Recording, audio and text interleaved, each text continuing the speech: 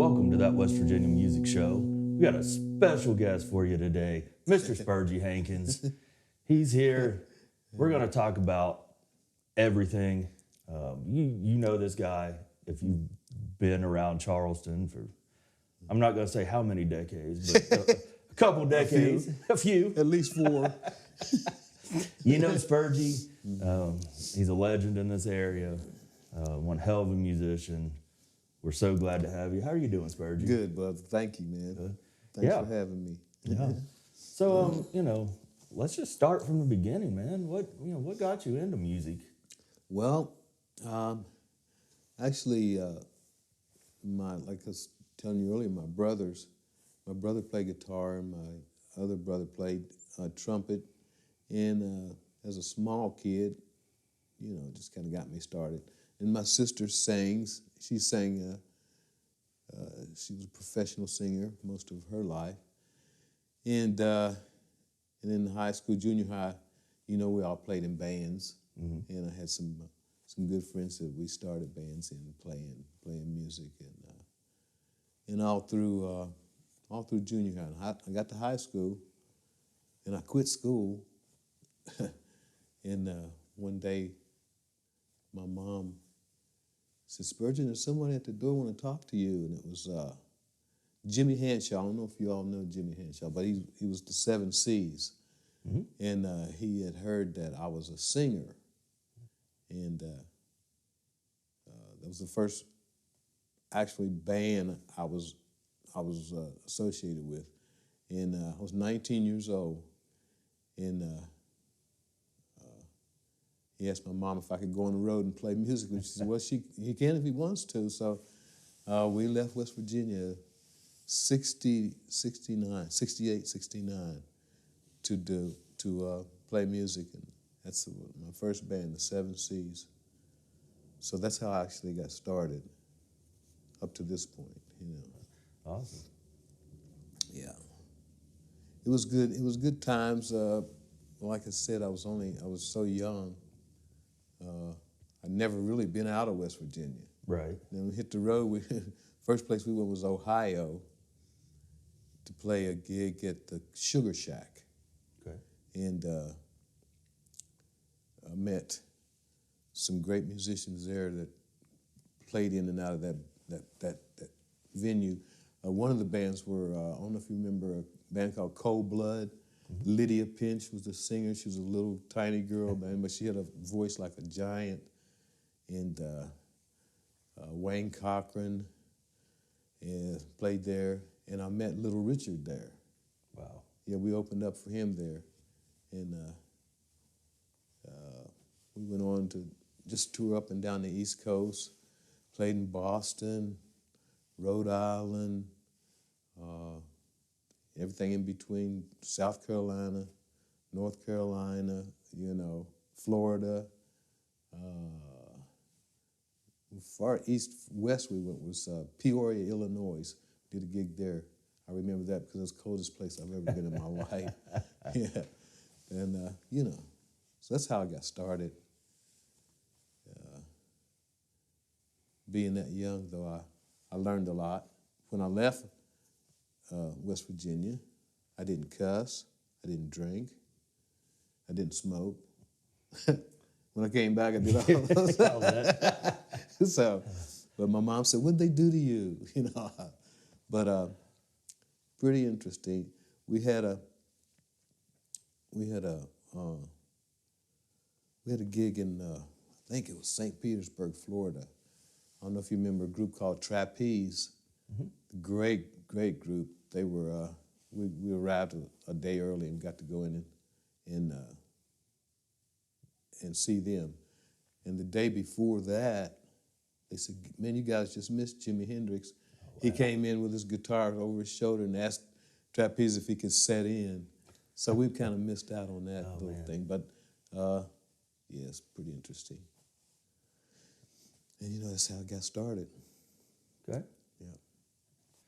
So you were in here in our studio not too long ago, just having a little jam session. Just having some fun, man. That was great to have you here. We did have a great time. a lot of fun. So, there's one song I'm going to talk about, Truth Be Told. Tell us a little bit about that song. Okay, this is one of the songs that I really don't know where these songs come from or how they start, but that song, I think he mentioned Braxton County. One of the lines is, "Sold my baby, must have lost my mind. Give me the car keys and I'll unwind. I might return by midnight, but then again the sunrise is such a sight." But that line came from filling the motorcycle up and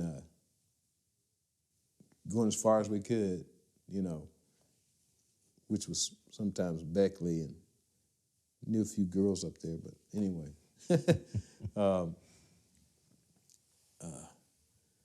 The song is, it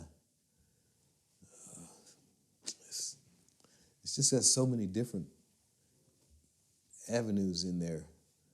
I can't really think of it right off, but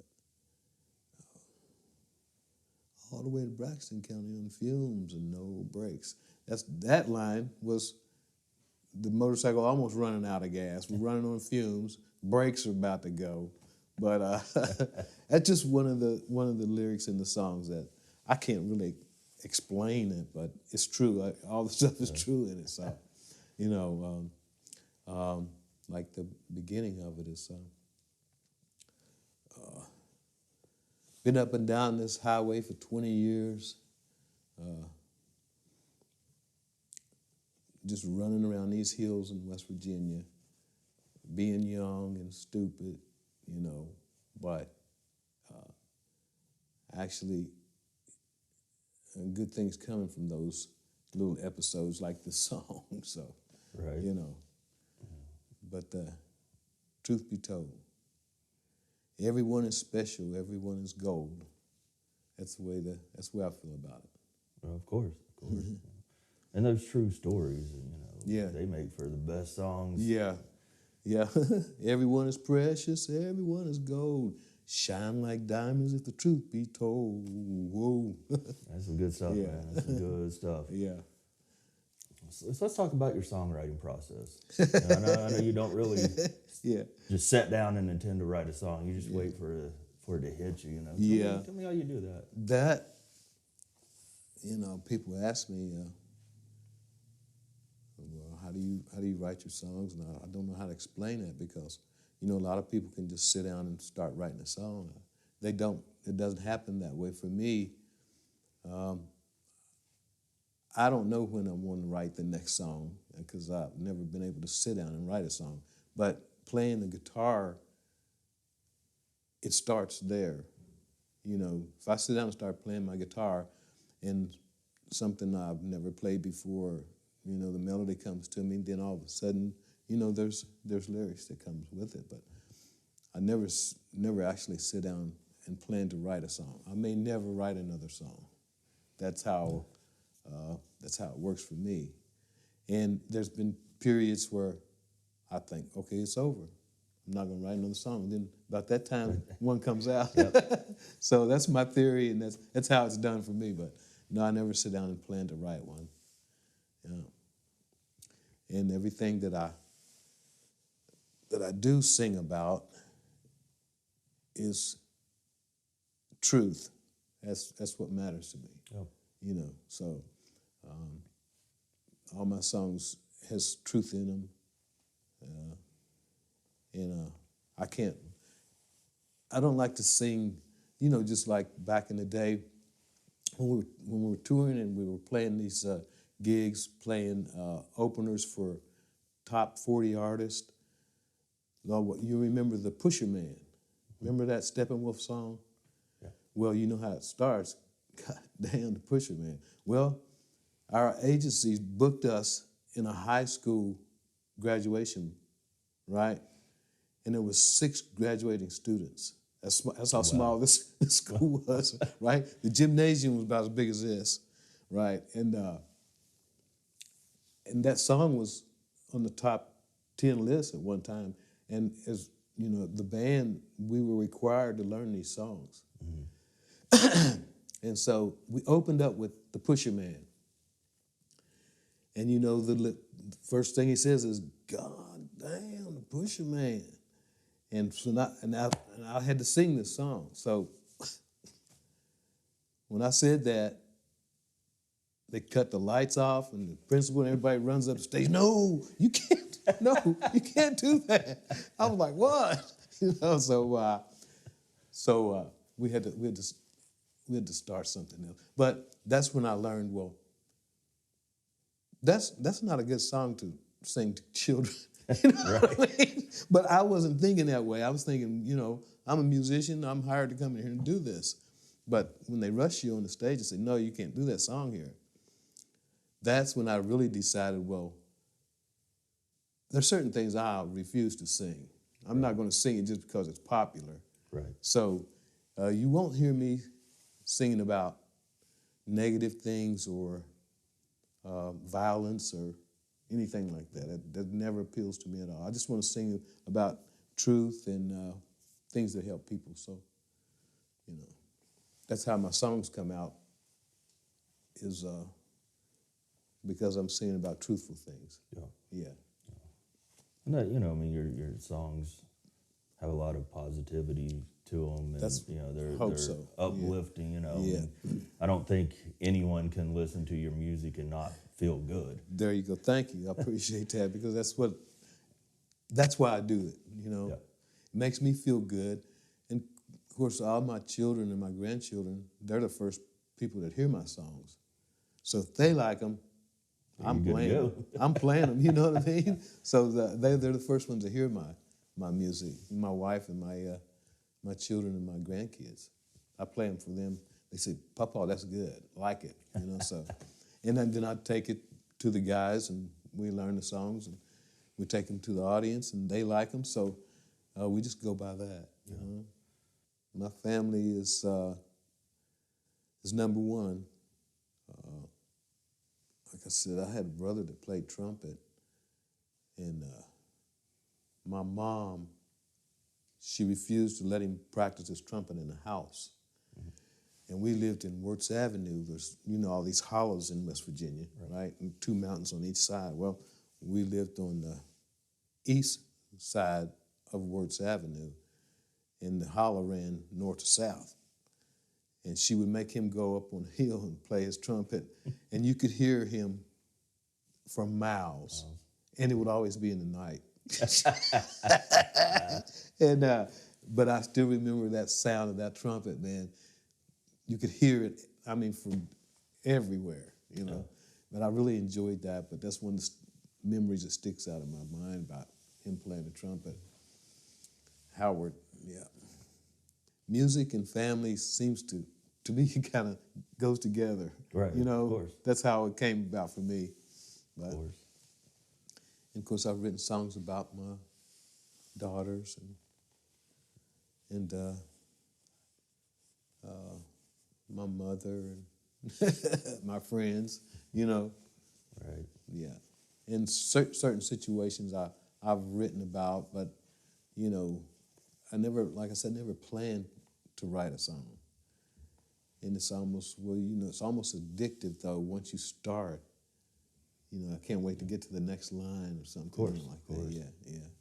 And that keeps me involved, keeps me busy. And, music is something that has no time limit. So if it's 3 o'clock in the morning, I'm still playing. It's not because I want to. It's because, hey, I can't put it down.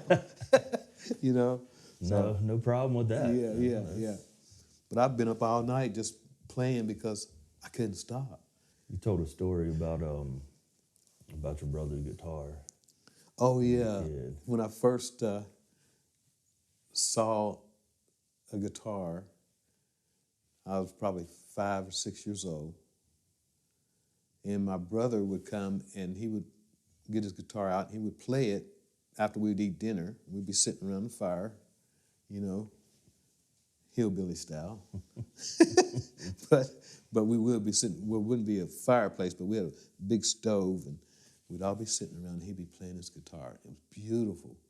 I was so young, I didn't know what kind it was, but I know it was just beautiful. It was like black with gold burst in the center of it.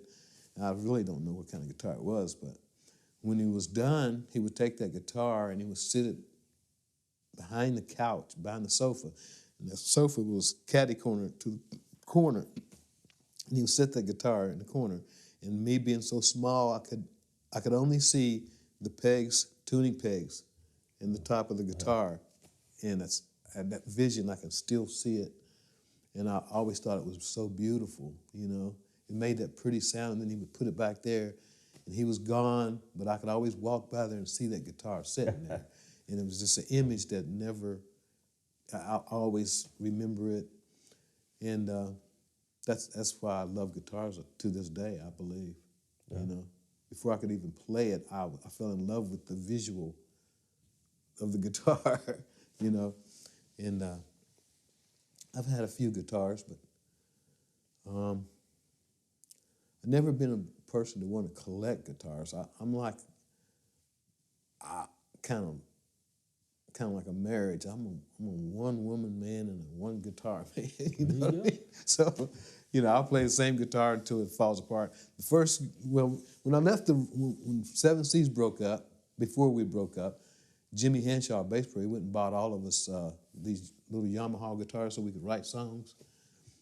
And then the band broke up. Well, I had this little acoustic guitar that I played every day, and didn't have a case for it. Man, that thing looked like it'd been through hell and back. And I couldn't afford an amp. And I was always curious about sound. And have you ever taken your electric guitar and put the neck on a piece of glass, and you could hear it amplify the whole window? Well, I used to do that at home, you know, just to hear that sound. Well, my acoustic, somehow I got a hold of these stethoscopes. And so I taped that stethoscope to my guitar and put the ear, man, what did I discover, man? I was like, and I still have a picture of that guitar somewhere, but I had patched that stethoscope onto the head of my guitar and put those earplugs in. I could play that thing. I'm like, man, you might have something here. But that's how I got close to the wood sound, and I'd never heard anything like it before until I experimented with that stethoscope. But, you know, you do what you can with what you got. All right, so another song you played here, In a Shell. You know, there's a cool story about you performing that. You know, tell us a little bit about that song. Okay, In a Shell is about a song that it's about trust, and it's about what I know inside, and it's a for sure thing. What I know is what I know, you know, and that's all I know. But it ain't everything. So, In a Shell, in the beginning, it's like the lyrics are: is it trust? For most of us, is it fame? Is it trust? For most of us, is it fame? Ours to blame? Let's see, 15 minutes is all you get. They say everybody gets 15 minutes of fame. Right. So that's where that lyric comes from. Anyway, my grandchildren love the song. So we were on a cruise to the Bahamas, and they had a talent show on the cruise ship, and my wife said, "You should do In a Shell." My grandson, "Yeah, Papa, I'll do In a Shell," you know.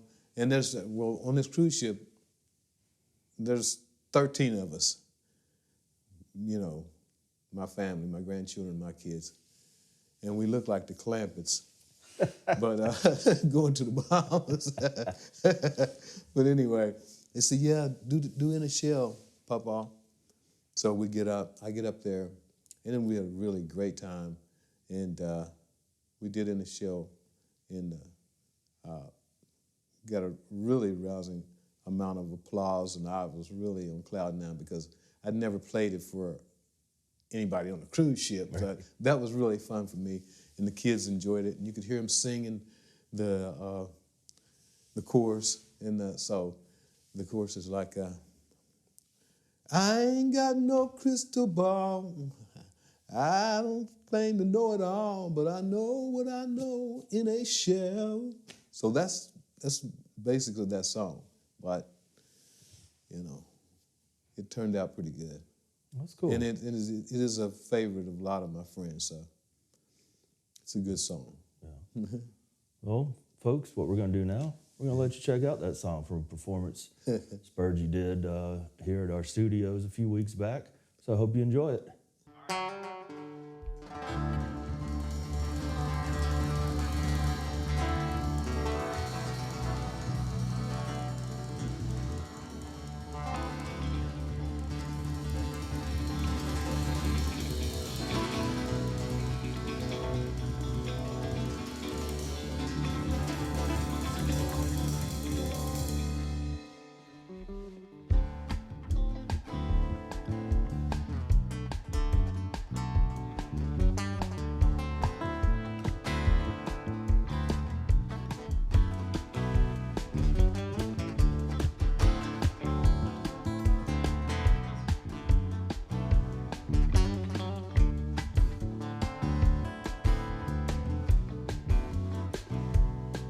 Is it trust for most of us? Is it vain?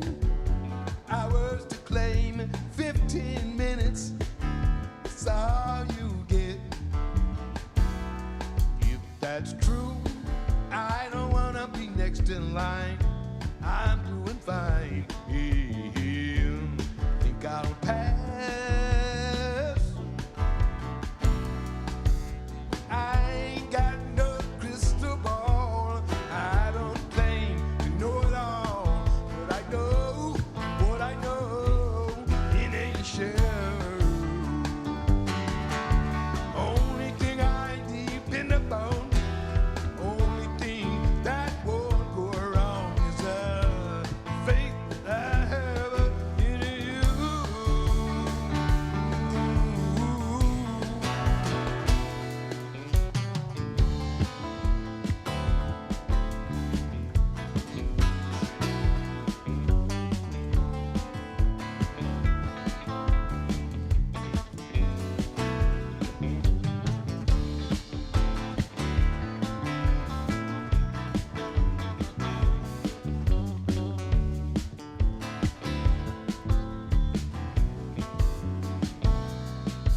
It's the fear of the unknown. It's the fear of what might go wrong. It's the fear of the truth in the song, yes. It's the truth, no matter what. It's the truth, through with the rough. It's the truth, so help me. I ain't got no crystal ball. I don't claim to know it all, but I know what I know in a shell. Only thing I depend upon, only thing that won't go wrong is a faith I have in you.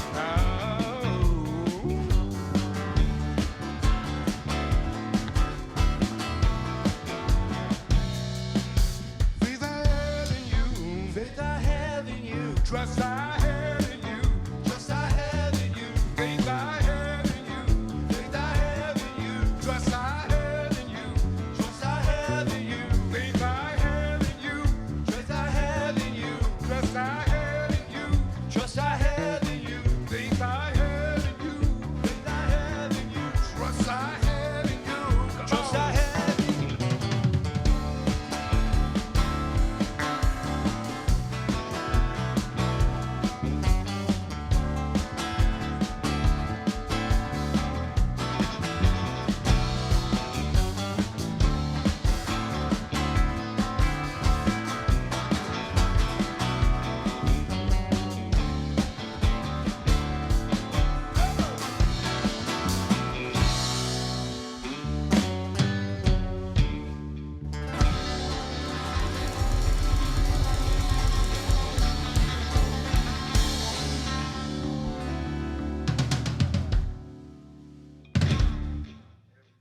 Man, Spurgie, that was a really cool song, brother. I really enjoyed that. Thank you. It's a cool story about the cruise ship. That just, like you said earlier, takes it back to where music and family, they go Yes. hand in hand. Yes. And, there's just so much meaning in being able to share your music with your family and if they approve Yes. of it, Yeah. you can't get any better than that. Thank you. Yeah. After they hear my music, I'll play it for anybody. You know what I mean? Yeah. Exactly. Yeah. You've talked about some of the bands you perform with, some of the people you've opened for. If you could come up with a few of your all-time influences, what, who would you put in that? Well, and I can give you the first person would be Curtis Mayfield, Okay. The Impressions. Yeah. When I was 14, 15, 16 years old, he was, to me, he was one of the greatest songwriters, guitar players, and singers. But you all kind of young. You might want to go back and, pull him up, Curtis Mayfield. And my number one person that I think influenced me more than anybody was John Martin. Okay. He's dead now, but I love his music. I love every song he's ever done. And I still play his music, at home. And I still cry from his music, Yeah. Curtis Mayfield and John Martin. Okay. And there's a lot of other guys, but those two really come to the top for me. Bring that emotion out Man, in you. yeah, really. We could start talking about them, and I get emotional because they really left an imprint Right. on me. So So you got a song called Rhythm, yeah, and beautiful song. You played it here a few weeks ago. But what I like best about it, you got a cool story about your mother. Why don't you tell us about that? okay. One of the lyrics in the song has some words that my mother used to use, so she wouldn't cuss at us. She made up her own words, and this is some of the words she used. I just put them in this song because nothing else fit this song but these words. So here it is. She would say, "I'll be jiggered, ding, busket, good Scots emotion. I lost my way in the desert, then I found it in the ocean. I'll be home, but I might be late, rolling with the rhythm of a stallion's gait, proud as a peacock with a swagger. Do you remember John Henry, the rhythm of his hammer making music with the railroad tie? I hear the train coming, wheels in rhythm. Excuse me while I kiss the sky. Listen to the rhythm, feel the heartbeat rhythm. Let me join in with them. There's rhythm and there's beats all over the world. The wind carries the melody. Thunder and lightning vibrates my chest. Silence is golden, nature does it the best. Those words, ding busket, good Scots emotion, I'll be jiggered, were words that my mom used instead of curse words. But we knew she was cussing at us, but nobody else did, So when she starts, jabbering off that stuff, it's time to look out. She made her point, huh? Oh, yeah. Let's see. And that song, I think most people enjoy it when we play it. It's got a bounce to it, and it makes you move a little bit, but it's still a truthful song, Yeah. So after all these years of playing music and writing songs, we talked earlier today about, recording some of these songs, and that's a project that would mean a lot to you, and be to be able to have those down for everyone to hear. What does that? What would that mean to you? What kind of your legacy? Wow, and that's a great question, and it's one that means musically. That's my priority now that I'm at my age. I was telling Jamie that I don't get too excited anymore, about anything, but this excites me, and it's got me revved up. But putting an album out, I mean, I've recorded my songs at home, and I've made my own little CDs and distributed them. Right. I've never sold any, but I've passed them around. But as far as making a legitimate album or CD, I've had opportunities in the past, but for some reason, I just didn't want to do it. I can't really put my finger on it, but I think my music deserves to be out there. Of course. Because the kind of like the proofs in the pudding, my children love it, my grandchildren love it, my friends love it. Yeah. So absolutely. So I don't have any doubt anymore about the quality of my music, because it does speak for itself. So I think the music deserves to be put out there, and I would like to make a great CD. I don't want to just make a CD. I want to make a great album. So that's what's held me back. That's why I'm 71 now without a CD, because I just didn't. I either didn't feel right about it, or I didn't have the trust in putting my music in somebody else's hands or whatever. So, but right now, it's the most important to me. And, you guys are lifting me up to where I feel like, put me in, coach. I'm ready. Yeah. So that makes me feel really good, and thank you all. Yeah. So Jamie Skeen's going to be working with you on that, and Man, I couldn't be more happy. I'm telling you.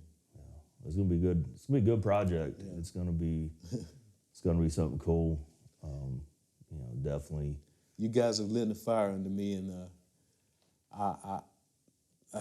I'm anxious at my age. I shouldn't be, but I'm anxious to get started on something that should have been done years ago. Right.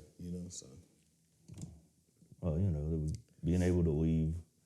Not saying you're going anywhere anytime soon. Hey, listen, I am, but I do want to get this out before I am gone. Expire. But like I said, 71 years old, and I'm excited like I'm 21 years old about the music, like I used to be. You know what I mean? So I got a great feeling about it. You guys have really lifted me up, like I said, and I can't explain it, but it feels really good. And that's what music's all about. Yeah. You should be able to find inspiration, find that excitement. I get inspiration from you all. You all have really inspired me. Well, that means a lot to us. I'm serious. I've had all kinds of people, enjoy the music, and Spurgie, you should do this. Spurgie, you should do that. Get this music out there, blah, blah, blah. And I guess I could have done something back in the days before, but time wasn't right. I didn't feel good about it. I'm associated right now with some people that I enjoy being around, you two for especially, and, the guys in the band and a couple other people that keep me inspired. So I'm happy and anxious. That's the best way I can put it. No, there's nothing wrong with that. Yeah, man. Feel like it's Christmas almost, you know what I mean? Well, Spurgie, I just thank you. Thank you, brother. Thank you for Appreciate being it, on man. here. All right. And if you are a band or musician out there that wants to be on an upcoming episode of that West Virginia Music Show, hit us up on Facebook, facebook.com/TWVMS. We're on YouTube, that West Virginia Music Show. where you can check out past episodes. We're going to do we got some cool things coming up. We've got some bands that we're looking forward to have. Maybe even a live performance here in the studio for an upcoming episode. So, be sure to check us out. Give us a like, give us a share. And until next time, you guys rock on.